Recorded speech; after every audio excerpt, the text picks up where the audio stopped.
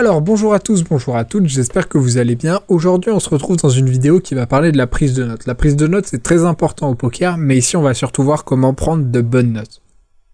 Je vais vous faire un petit rappel sur l'intérêt de la prise de bonnes notes au poker, et surtout quels avantages ça va vous donner. Et on va voir ensuite la disposition qui pour moi est la plus optimale à l'heure actuelle. Alors évidemment c'est ma propre disposition, donc si vous en avez une qui marche très bien, prenez la vôtre. Mais moi je vais vous en donner une toute faite qui est très intéressante pour moi. Pour parler de l'intérêt, notre objectif est de prendre les meilleures décisions dans chaque situation au poker. Le fait de prendre les bonnes décisions au poker va nous rapporter énormément d'argent car nous allons tout simplement exploiter les erreurs de nos adversaires. Le plus dur dans la prise de notes est de rester objectif avec nos adversaires. Effectivement, ça va vous arriver que votre adversaire que vous considérez comme un régulier, on part du postulat qu'il est régulier et qu'il c'est un bon joueur, vous paye avec seconde paire, river, alors que vous faites tapis. S'il vous paye ici, ça veut tout simplement dire que soit vous avez une image très agressive à la table, soit tout simplement qu'il considère que, vu la cote qu'il y a, il peut payer ici, soit tout simplement c'est pas un bon joueur. Ça peut arriver aussi que les stats mentent, les stats sur votre tracker mentent, c'est-à-dire que le joueur joue 20% des mains, comme on l'a vu, donc ça semble être un bon joueur, il fait des actions cohérentes, etc. Mais pour autant, il n'est pas si bon que ça a priori. Donc il faut bien faire attention et bien prendre des notes sur ça. Il y a aussi une histoire d'image à table, mais ça on va le voir dans une prochaine vidéo. Il peut très bien vous sembler très mauvais, alors qu'au final il est très bon parce qu'il est très agressif, mais c'est peut-être parce qu'il a eu que des bonnes mains les 10 dernières mains. Donc il vous semble très agressif. Donc il y a une petite nuance à avoir, c'est pour ça que plus on a de mains sur un adversaire, mieux on peut le situer en termes de niveau. Il est aussi important d'être réaliste. Votre adversaire peut très bien, à un moment ou à un autre, être en tilt, ou encore juste il a misclick. Ça arrive très souvent le misclick, on en parle très peu, mais ça arrive souvent. Alors le tilt, tout le monde connaît, le mec fait n'importe quoi parce qu'il est énervé, donc même si c'est un régulier, ça il faut le noter. De temps en temps, s'il perd 3 coups d'affilée, peut être en tilt, ça c'est super important. Et juste misclick, si vous voyez vous faites tapis avec As-Roi, avec le mec vous paye avec 3 et 7, c'est pas forcément la meilleure main du poker. Donc là, vous pouvez dire qu'il est un petit peu en tilt, si vous le considérez comme un régulier, évidemment. Malgré cela, toute note doit être prise. La moindre action incohérente doit être notée. Sur le coup, c'est très important. C'est pour ça qu'on en vient à reparler un petit peu du multitable.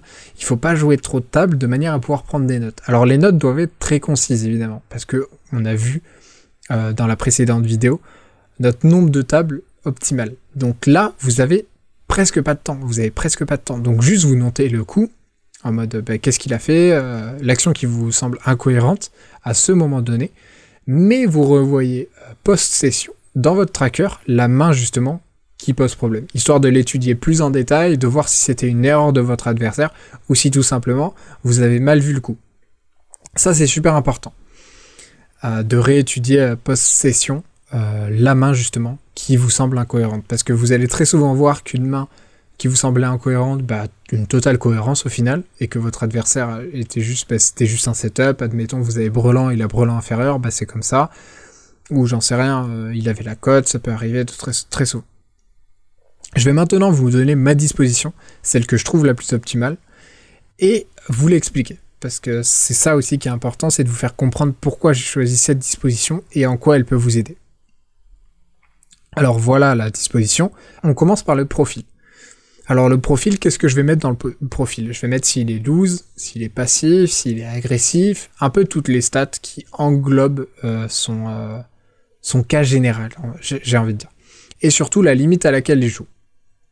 Pourquoi la limite à laquelle il joue? Parce que c'est super important pour moi. Ça m'arrive souvent de voir des réguliers en NL50 qui, un soir, jouent en NL200. Alors c'est bien, parce que ça peut parfois les amener à faire plus de gains, c'est souvent pour ça qu'ils le font, parce que les tables du soir sont plus intéressantes, mais aussi ça me donne une information à moi, qui sont forcément un peu mal à l'aise, c'est-à-dire qu'ils jouent beaucoup plus d'argent que prévu, donc je vais pouvoir plus souvent les bluffs, et à partir du moment où je vais miser très gros de temps en temps, faire des gros overbets, ils vont être un peu tendus, et ils vont souvent me voir, à défaut évidemment, sur les nuts. Et du coup folder leurs mains et moi je vais remporter le coup avec un bluff. Donc c'est super intéressant dans ce sens-là. C'est pour ça que je mets tout simplement la limite à laquelle je joue. Ensuite pré-flop. Donc ça veut dire avant de voir les cartes. Et je vais mettre un peu tout ce qui rentre dans la range de bluff adverse. C'est-à-dire tout ce qui sort de l'ordinaire. Je sais pas si jamais il a l'habitude de faire des 3 bêtes en bluff, bouton VS UTG, pardon, avec Roi 2 suité, bah ça je vais le noter, parce que pour moi c'est une erreur.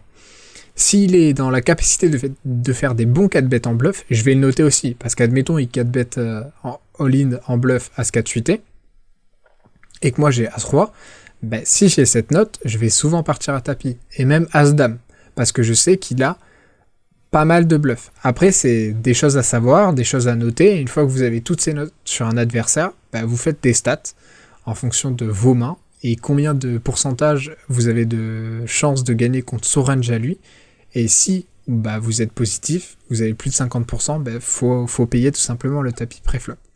Ensuite, post-flop, qu'est-ce que je vais mettre dedans? Je vais mettre de nouveau passif, aggro, etc. Ça va être différent du profil, parce qu'il peut très bien être passif au flop, et turn être totalement différent s'il sent qu'il n'y a pas d'action. C'est-à-dire, vous avez tous les deux checké, bah, il va tenter d'agresser en volant le pot turn, et pareil river. Et ça, je vais le noter. Histoire de savoir dans cette situation, est-ce qu'il bluffe souvent, dans cette situation, est-ce qu'il est plus très passif, et dans les pots 3 bêtes, comment il réagit post-flop, etc. Et ça, c'est super intéressant, parce que ça va vous faire, toujours pareil, gagner de l'argent. Si vous voyez qu'il colle énormément vos 3 bêtes, et que bah, au flop, il fold à chaque fois que vous faites votre C-bet, bah, vous allez l'exploiter. Flop, turn et river, c'est exactement pareil. Je vais mettre des petites stats en mode qu'est-ce qui fait flop comme particularité. C'est un peu une suite logique de tout ce que je vais mettre post-flop, mais en plus détaillé évidemment. Nous avons maintenant une bonne prise de notes qui va nous permettre de rendre notre jeu plus efficace au travers d'une prise de décision dépendante du profil adverse, ce qui va drastiquement augmenter nos gains aux tables. Maintenant que vous avez toutes les connaissances et la disposition optimale, n'hésitez pas à jouer sur les tables, à me faire vos retours dans les commentaires, c'est super important. Je vous souhaite une très bonne soirée, et je vous dis à la prochaine pour de nouvelles vidéos et de nouveaux conseils. Allez, ciao!